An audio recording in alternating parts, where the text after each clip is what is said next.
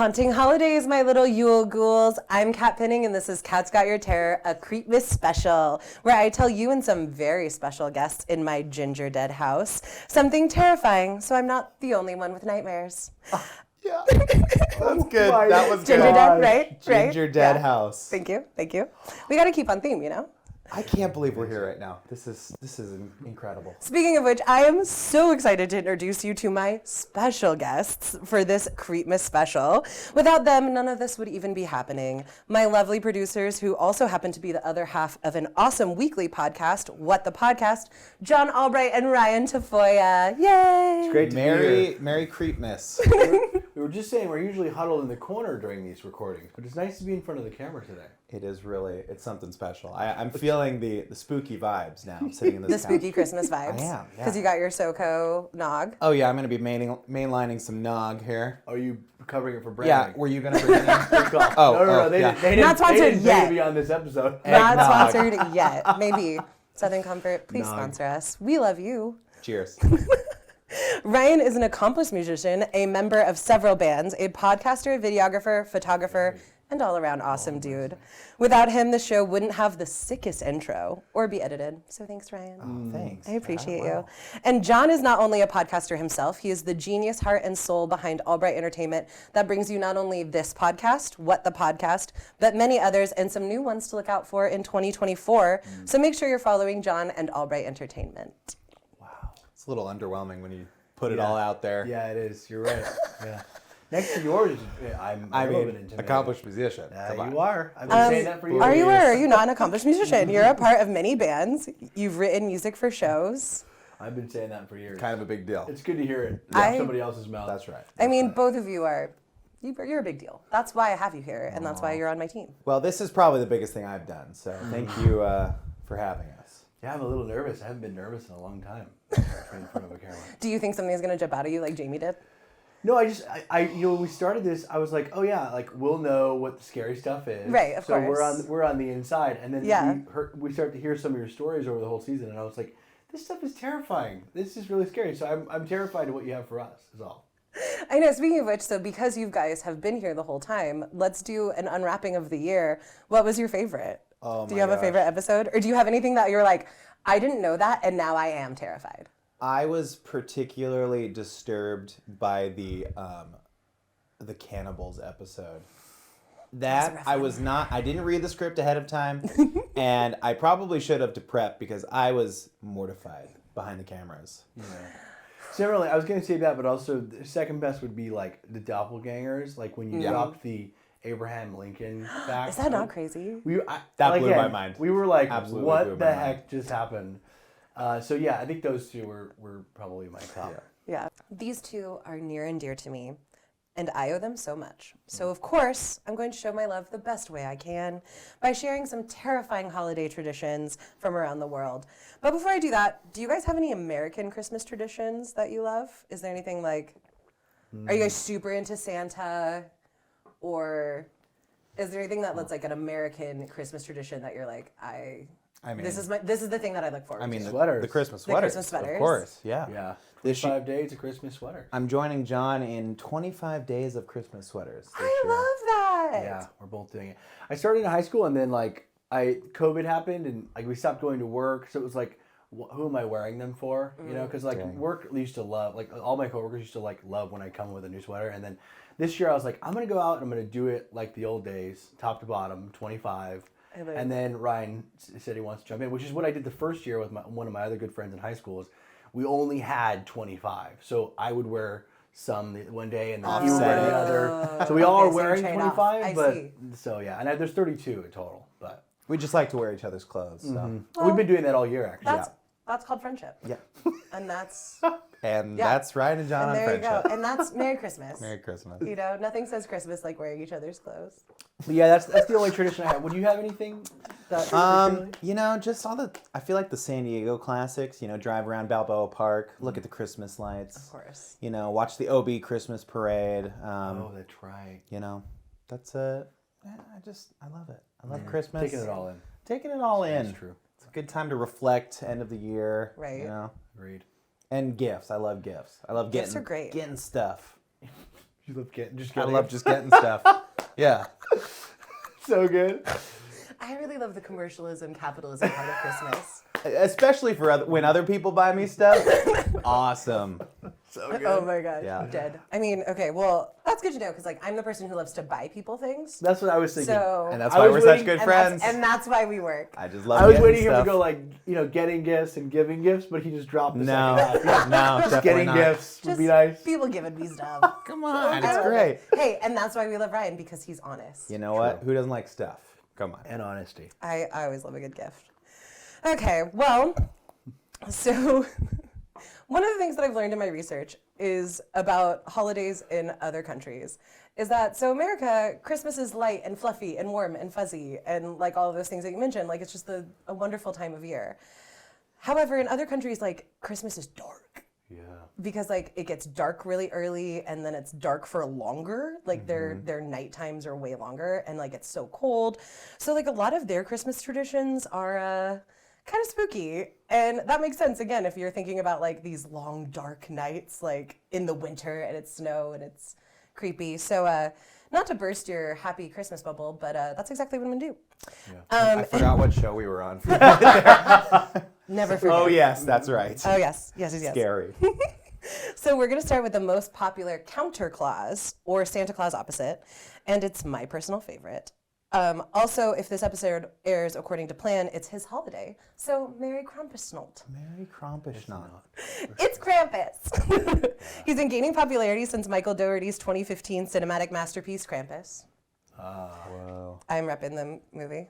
A movie that I watch on this night every year since its release to celebrate because I love it. It's so fun. I love the mixture of creepy and Christmas because, like, again, we think about Christmas being like a warm and fuzzy and all this stuff, but there's some darkness to it. So, I think after you hear about some of the other counter clauses, you'll agree Krampus is not actually so bad compared to them. Krampus is an anthropomorphic figure. That's a hard word to say. a tough one. Anthropomorphic. You did great. Thank you. Figure with claws, horns, and a long tongue. He is depicted as a goat-like monster who punishes children for misbehaving in the run-up to Christmas, usually by swatting them or carrying them away in his sack. Krampus and Krampusnacht, Krampus night, originated in Germany centuries ago, and his name derives from the word Krampen, which means claw, because he has like the long claws. Okay. Like I mentioned before, he is a counter clause. So that means he's the other side of St. Nick's giving. So while St. Nicholas would reward the children for being good, Krampus would punish the children for being bad. Krampusnacht is celebrated in Alpine Austria and some parts of Germany. On Krampusnacht, children leave a boot outside their bedroom door, and the next day they'll either find a reward for being good or a rod, which means they've been bad. And then I guess they sleep with one eye open. Wow. Also, like, I just love the idea of a rod being left in a shoe, and it's like, Krampus being like, I'm gonna come back and use this on you later. Jeez. Planting the future weapon of a crime. Wow. Pretty much. Like, what a foreboding, like omen of like, see this? I'm gonna hit you with this Yeah. later. That is so cool. I love it. Krampus is so metal. There's a sweatshirt to be made in there. Yeah, Krampus is so metal. There's also Krampuslauf, which means Krampus run. And it involves people dressing up in elaborate Krampus costumes and chasing each other through the streets. They carry cowbells and sticks, which they use to poke the people they're chasing. Have you guys seen videos of it on Instagram? Never seen I'll it have to before. show you. It's so cool. Like, there's a whole, like, what you call it? They have like that big long horn, and then they like blow it, and then it's like all these like dudes in like these like huge Krampus like outfits with chains, and like they're roaring, and some of them have like flamethrowers, and it is the most metal badass thing you've ever seen. It is so cool. I used to get chased through the streets, but I didn't know it was like a holiday. That's cool. Yeah. If it happened on December 5th every night by Horned Well, Men. it happened every night. Yeah. That's weird. Okay. Huh. Yeah, little did you know, you were just part of Krampuslauf. Love the holidays. Happy holidays. So that's Krampus. And like, again, the worst thing he's doing is just like putting children in sacks and beating them with rods. Like, No big. yeah, like whatever. If they were bad kids, it's kind of like, then well, they earned had it. it coming. Yeah. Exactly. Yeah. But next, we're going to kick it up a notch. We have Berta. In the folklore of Bavaria and Austria, Perta was said to roam the countryside at midwinter and to enter homes during the 12 days between Christmas and Epiphany, which I learned is January 6th. The King's Day. Yes. And she would know whether the children and young servants of the household had behaved well and worked hard all year. If they had, they might find a small silver coin the next day in a shoe or a pail. If they had not, also like totally casual, she would slit their bellies open, remove their stomachs and guts, and stuff the hole with straw and pebbles. But if you're good, you get a quarter. Yeah. The reward is a quarter. But like, again, it wasn't even just like if they had been bad. She would also slit people's bellies open and stuff them with straw if they ate something on the night of her feast day other than the traditional meal of fish and gruel. Oof. So if you didn't eat fish and gruel on her feast night, stuffed with straw. No picky eaters, huh? That seems completely reasonable. Yeah, you eat what's given to you. You ask for so little. Yeah. And besides, like, nothing says Christmas like getting stuffed. Am I right? Oh my god. Wow. You had that one locked and loaded. It's just like, I love just it was like just right there, you know? I also just love the escalation of like, hey, if you're good, quarter. If you're bad, disembowelment. Yeah. Yeah. So what's the threshold, you think? I mean, like, all kids are bad, but like, what's the point in no return, what do you have to do, I wonder? Well, apparently she was really focused on like, so children all had jobs. Right, of course. So if the children were doing their jobs accordingly, so like if they were spinning the wool into yarn, if they were gathering the grain, like it was like they had to reach their quota. So technically, she was a part of the capitalism. She was kind of a union buster. She Yeah, was like, pretty much, keep working, or I'm gonna stuff you or full I'm of straw. going to slit you up in a certain Yeah, she was like, just kids, it sounds like keep Apple it or up. Disney almost. Oh, wow. 'Tis the season. Hey.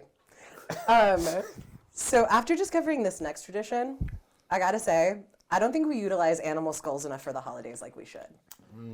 This seems fair, reasonable. Yeah. This one is so interesting. In Wales, for New Year's, they have Mary Lloyd. You'll never forget the moment you first see a Mary Lloyd. With a horse's skull, she has lights or baubles for eyes. Her mane is made of colorful streamers or holly and ivy. A white cloak falls from her skull, which is attached to a pole, which is held by a person inside of it, and they control the character's mischievous nature, often snapping the bony jaw at you. The origins of Mary's name, like the horse herself, are deeply mysterious. One Welsh translation of it, Grey Mare, connects it to the heritage of pale horses in Celtic and British mythology, many of whom can cross over to the underworld. So apparently there's like a lot of folklore behind like white horses being used as like vessels to the underworld. So like they think that's kind of where it comes from. There was no TV, so they were just like... Right, they were just working on... They were just making stuff up. Yeah, they're like, those white horses. I also highly suggest Googling Mary Lloyd. It's MARILWYD and seeing these things. I was like, if I saw that coming through the street as a child, terrified. But it's just out and about. Like... It's just, so Mary Lloyd is celebrated with Mary, the horse skull puppet, being taken around a village traditionally between Christmas Day and Twelfth Night. She is dressed with festive lights and decorations and is usually accompanied by an ostler, a horse handler, and in some regions, other folk characters like a jester. So like she usually has like a whole crew with her. An entourage. Yeah, Mary's like an entourage. rolling wide. Yeah, Mary rolls deep. When the group get to a house, they sing Welsh language songs or wassels, or more traditionally indulge in an exchange of rude rhymes with the person who lives there. So they literally like do back and forth like yo mama jokes, like Naughty poetry. Yeah, we do that like, sometimes. Yeah, like it's like a customary. A name for it, you know? Yeah, it's like okay. There once was a man from Nantucket. Right? There was a word for it, and it was spelled PWNCO. Could not for the life of me find like how to pronounce that. Any guesses? Oh, I won't even touch it. But thank you. But apparently there's a word for it, like the whole like going back and forth with like jibbing. just, yeah. Jibbing. Yes. Yeah. Jibbing. Nice. If Mary and her gang get entry, the household is said to have good luck for the year. The Mary is well known to be mischievous, trying to steal things and chase people she likes, snapping her horse skull jaw at you as she goes about her bidding. So it's like traditional that like this is an animated puppet. Like it's supposed to like the jaw is supposed to move.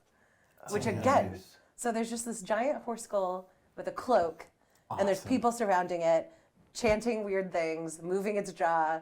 And Happy New Year, guys! And it's such a gaslight too, because it's like, hey, if you let us into your house, like you'll have good luck. Right, but it's like the scariest thing of all time. Once you let us in, though, I can't guarantee. Who knows what's gonna happen inside?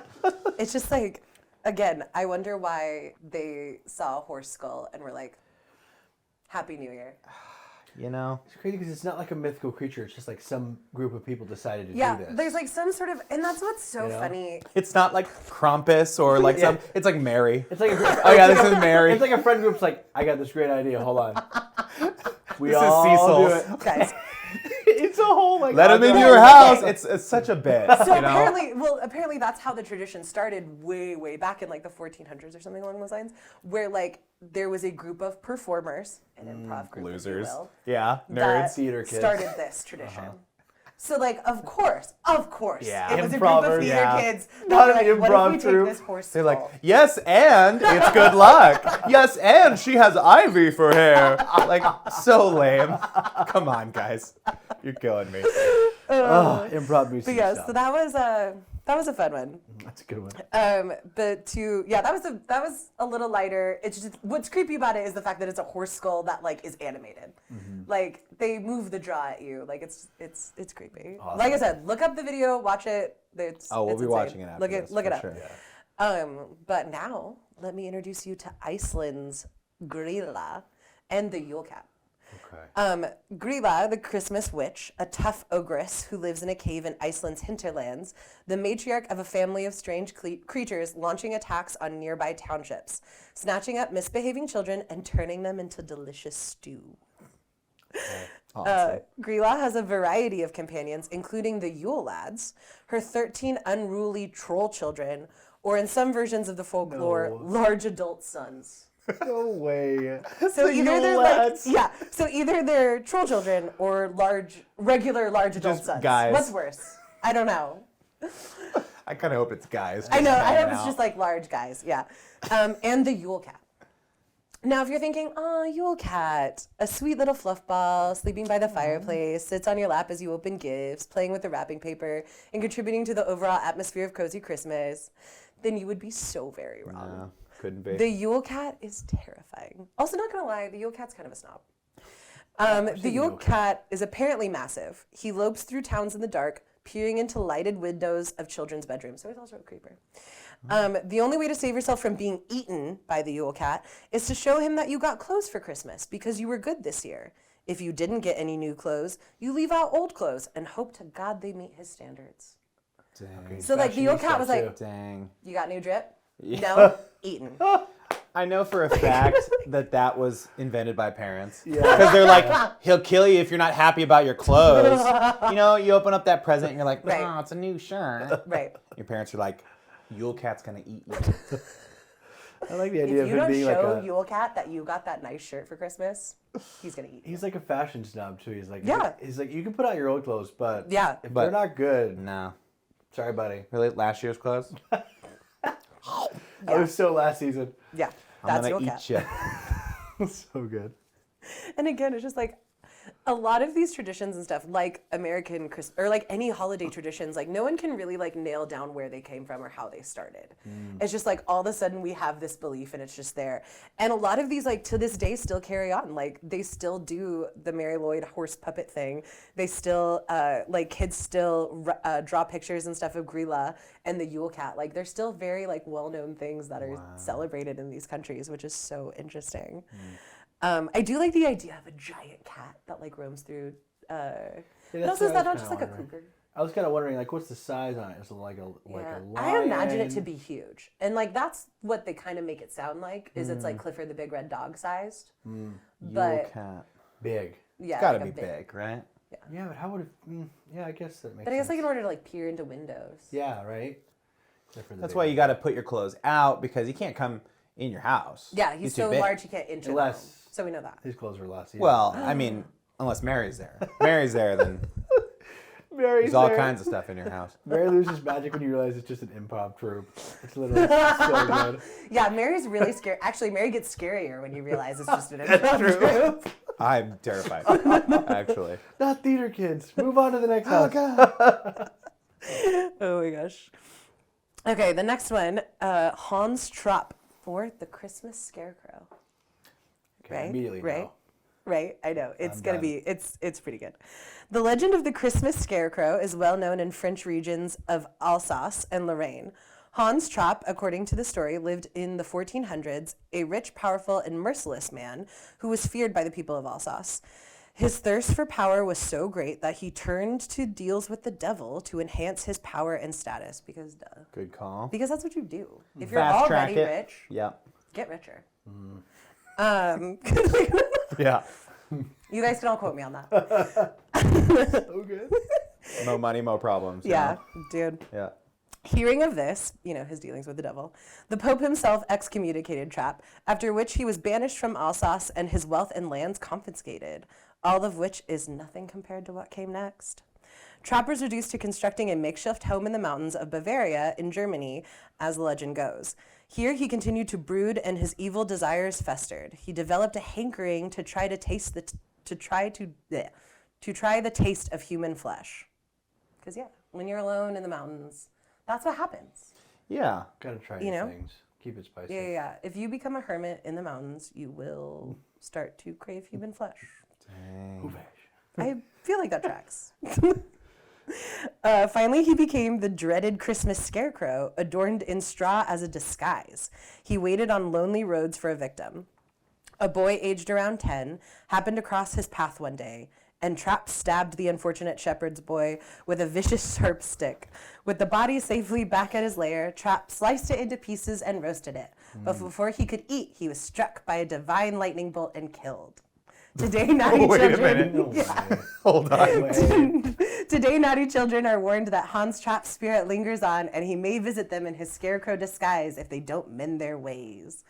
Okay. So Okay, so totally real guy. Like the details of like why he was up there are fuzzy, obviously. But dude was dressed like a scarecrow and just stabbed a kid and ate him. That is best part is, crazy. this isn't real. Like, it's not a real story. Like, Oh, I looked what? into it. Oh, I thought it was a real guy. No. He's not this is a legend. Like, this is folklore. Oh, man. Like, they He was real. started this story of You know like, what? I'm gonna believe there it was a anyways. guy. He was real. I'm gonna say Well, it's there's real. always a little truth behind every legend, right? Yeah, probably the So- devil part is probably totally real. Probably a rich guy making a deal with the devil. That part's That's for real. Totally true. legit. What he did That- after that will surprise you. Yeah. So good. But, so be good kids, or the Christmas Scarecrow will come and cut you into pieces. But it's okay. He got struck by lightning, so. That's my No favorite big. detail, is like, he didn't get struck by lightning before he killed the little kid. He got struck by lightning before he ate After. him. Yeah.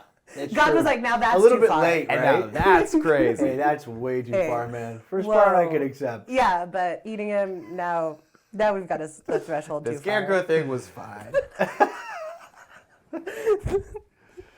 Okay, next we have my favorites. It's a fun name, Kalikantzaros. In Greece, they have the Kalikantzaros, or Christmas goblins. It is believed that the Kalikantzaros stay underground, sawing the trunk of a tree that holds the earth, so it will collapse along with the earth. So they're literally these little goblins just trying to bring about the end of days. Dang. I know a few of those. Do you think they Don't could we all? speed it up a little? Do you think they could get that If going? only. Yeah. However, according to folklore, when the final part of the trunk is about to be sawed, Christmas dawns. Yep. You haven't heard this story before? No TV. I'm telling you, there were no I'll read books. this up. There were no.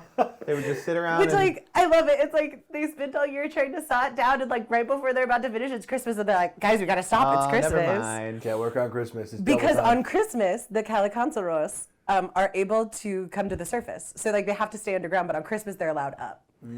And they forget about the tree and come to bring troubles to mortals. Finally, on Epiphany, January 6th, the sun starts moving again, and they must return underground to continue their sawing.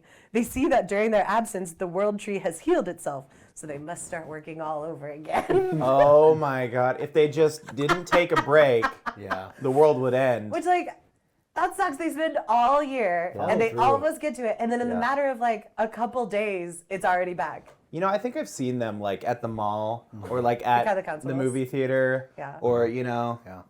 like when you're out Christmas shopping. I think I've seen them. Those Well, here, Christmas okay. trolls So running around. traditionally, they are depicted dark as and small, dark, hairy creatures with goat-like legs. Okay. But more recent images of the Calaconsaros resemble more standard human-like trolls or goblins. The Calaconsaros troll in the darkness since they fear the light, especially fire. These little goblins only enter people's homes after they've all gone to sleep and the fireplace is no longer burning. Long ago, Greeks used to keep their fireplaces burning throughout the holiday season to prevent the Calaconsaros from entering their homes. Not particularly bright creatures, it is thought that the Calaconsaros can't count past 3. So they can only count to 3. Okay. That's cool. And they think that's because the number 3 holds great significance in Christianity as it represents the Trinity. Certainly. And that the little creatures are unable to even utter the number. Those hoping to keep the goblins away place a colander outside of their doorways, as the Calaconsaros will sit all night trying to count the holes. Never making it past number 2, rather than entering the house and running amok. That's so good. awesome. That is so. That's incredible. That's awesome. Other methods. It's that easy. Yeah, it's that easy. They'll try to count the holes. Yeah, And they can't. And they'll spend the And so they whole stay night there. trying to do it. And then in the morning they go home. So good. Other methods of keeping the malevolent spirits out of your house include reciting a prayer to the Holy Trinity, marking your doorway with a cross, or, in Cyprus, throwing out some little sausages and fried dough to appease them. You gotta feed them now. Which, too. honestly, if you throw a little sausage and some fried dough at me, I'm happy. I'll go home. I'd be pleased, yeah. Yeah, if you throw pigs in a blanket at me, I'm the happiest No little hard Christmas goblin feelings. you've ever seen. Too hard That feeling. is such a strange like solution to Just something like- that's never happened before. Well, there's just like so many layers here, right? Yeah. First of all, there's little Christmas goblins underground trying to end the world. Of course. But they're not very smart. No. So in order to confuse them, we leave a bowl with holes in it outside. And they'll get so distracted trying to count the holes in that bowl, they'll forget what they're even doing. That they're trying to bring about the end of days. It's so put together, like it's hard to refute. Like it's to be like, no, like that's not how you get rid of them, or no, they're not. It's like it's a Yeah, whole it kinda package. Works. It It's kind of like works, yeah. you might as well just throw out the little sausage weenies and you know Yeah. can of Viennas them. and just throw them Yeah. out. Like, what's it gonna hurt? Yeah. No, yeah, certainly not. Yeah. Like apparently, you throw them on your roof Okay. so that That's they're on their even. roof. That's another layer that makes it so much better. Yeah. On the roof. Again, like catch me on the roofs in Greece, just waiting for.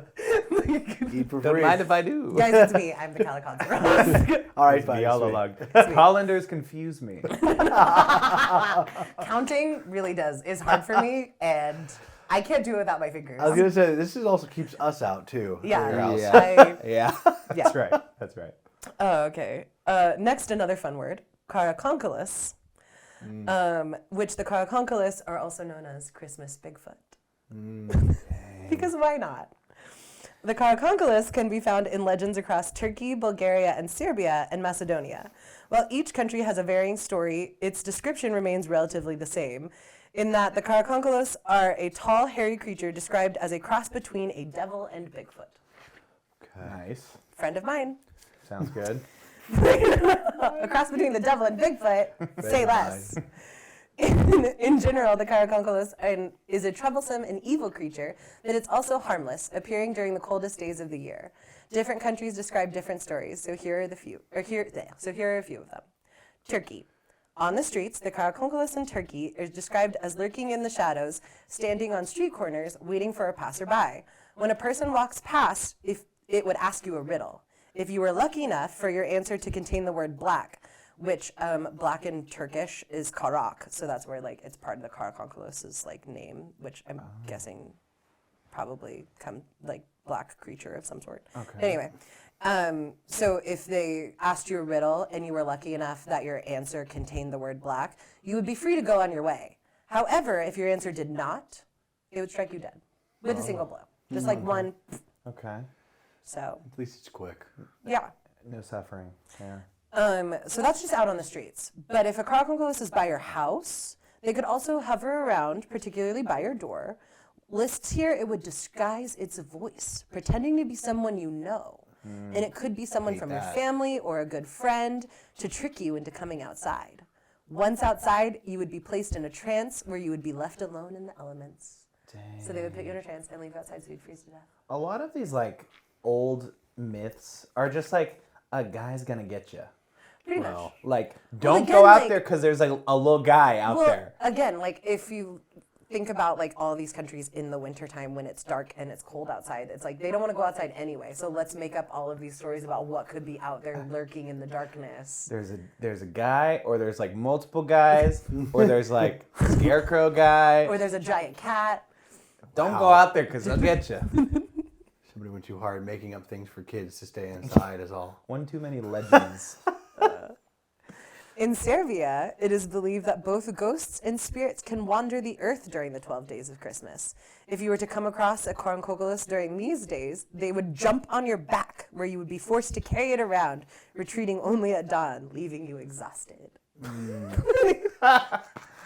That's just like your nephews. Like, Yeah. They jump on your back and they won't get off until you're tired. That's pretty much. That's great. And then in Serbia, they could also sneak into your house, lingering behind doorways of children's bedrooms, waiting for a child to walk through. Once a child did, the Karakonkolos would grab the child by the neck, dragging him away to be eaten. A lot of eating children's in a lot of these They'll lores. get you. And then in Bulgaria, there's like a little bit of a name variant. It's the Karakonkoju. And they are said to wander around at night, but you can scare them away by avoiding eye contact. I do that anyway. Done. I'll never run into them. Good to go. You guys make eye contact? That's crazy. Yeah. That's the crazy. The only way to kill him is direct confrontation. That's so good. But yeah, so if you just avoid eye contact, you're good. Okay. Great. Got Deal. it. Great. All right. Now we have Père Fouettois. In France, they have another character who accompanies gift bringer Saint Nicholas. The most common legend of I'm just going to call him Père. Père first appeared in 1150 and depicts him as a butcher. Père and his greedy wife lived in a small village in France near a parochial school which caters to wealthy families. One day, the couple come upon 3 young boys who are students at the school. Anticipating the gold the boys may be carrying in their pockets, Pierre and his wife lure them into a shop where the wife serves the children poisoned sweets. Père slits their throats, then puts his butchering skills to use by cutting up the children and placing their remains in barrels. Saint Nicholas learns of this vile act and arrives to resurrect the children. He forces Père into his eternal service as his sidekick. Père now dispenses coal and floggings to those who have been naughty. Dang. So what I love about this is Saint Nicholas being like, you murdered and decimated these children's corpses. Come be my sidekick. Yeah, you're going to have to hang out with me forever. Can't beat him. Yeah. That's what it is. But he can beat him, and that's the point. I can beat you and you'll join me. That is bizarre. So there you have it. Some terrifying holiday traditions from around the world. Do you guys have any favorites? What was a good one? That one's pretty solid. I like Pear. I The think improv troupe was my favorite. Oh yeah, Mary. Mary Lloyd. Yeah. She's so good. The Mystery of Mary. The fact that there's The like Mystery of Mary no Lloyd. mythical element, it's just Yeah. like a group of people that do this. And they don't Yeah. people let them in, Yeah. too. It's a tradition. Everyone does it. Like You gotta do it or it's bad luck. In towns all over, they're like, "Did you get your horse skull puppet? Like, are you ready?" Like, it's a thing that people do. Okay. I love that there's probably like meetings about it too. Like, hey, okay, so we need to collect the elements for the Mary this year. Yeah. Your horse died. Let me get that horse skull. And then I'll Your pick horse some died, ivy. We have like a white sheet anybody can bring. I wonder if it's like a Not big your like, horse died. Yeah. Yeah, Your I was horse gonna died, say we like can I use wonder a if horse it's like a skull. big deal like when your horse passes away. Like, it's so sad. gonna but be you know, Mary. At least he's gonna be Mary this year. You know, Wow. like I wonder. It's a big honor. Huge. That's got to be my favorite. The other ones were obviously pretty... I mean, like Scarecrow guy. What was his name? Oh, Scarecrow guy. He was Hans Trapp. Hans Traub is wasn't Scarecrow even like Guy. particularly Christmassy, but he was just like, And he just died. yeah, It's silly. he got But struck he by comes lightning. back every Christmas as Yes. a Christmas scarecrow. But you know to how like lure young a lot of children Christmas away. stuff has like a je ne sais quoi to it. That's just like a guy, and he comes back around Christmas. Yeah. like your uncle or something. It just happened like, to fall near Christmas, and that's why it's a Christmas. like Die lore, Hard, you know what I'm like saying? technically a Christmas story. Yeah. Yeah, it's like Christmas adjacent. Yes. You know. So good. Well, like I mentioned before, my favorite is Krampus. And in honor of Krampusnacht, I thought I would read you guys "'Twas the Night Before Krampus" by Tabitha L. Johnson. All right, hold on. Are you guys ready? I'm Get for it. cozy. Wait, hold on. Everyone get cozy. Grab your eggnog, your cocoa, whatever. Settle in. Here we go. Let's do this. 'Twas the night before Christmas, and deep in our bunker, my mom, dad, and sister and I did hunker. The streetlights were dark, no carolers sang, not even the blessings of church bells rang. And beneath our beds we all huddled tight and hoped he would pass by our house tonight. Everyone knows of jolly Saint Nick and the gifts he brings on his single night trick, and the presents and baubles and candy and toys that he brings every Christmas to good girls and boys.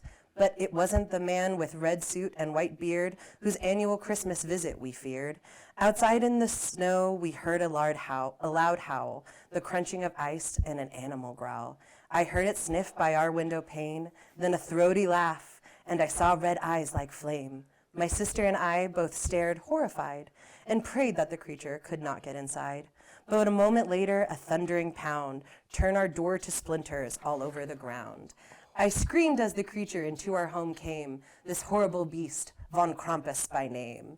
He was massively tall, at least 7 feet, from the points of his horns to his hoof-shodden feet.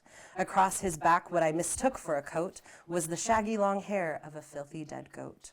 And I cried and I swallowed my terrified pangs at the sight of his wickedly razor-sharp fangs. His claw-fingered hands looked ready for pain. In one was a bullwhip, the other a chain. He growled and sneered and laughed for a while. Then he pointed at us and said naughty with a smile.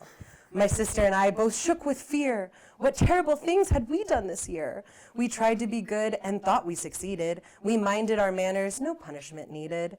We both made good grades. We neither one lied or cheated or stole. We had nothing to hide.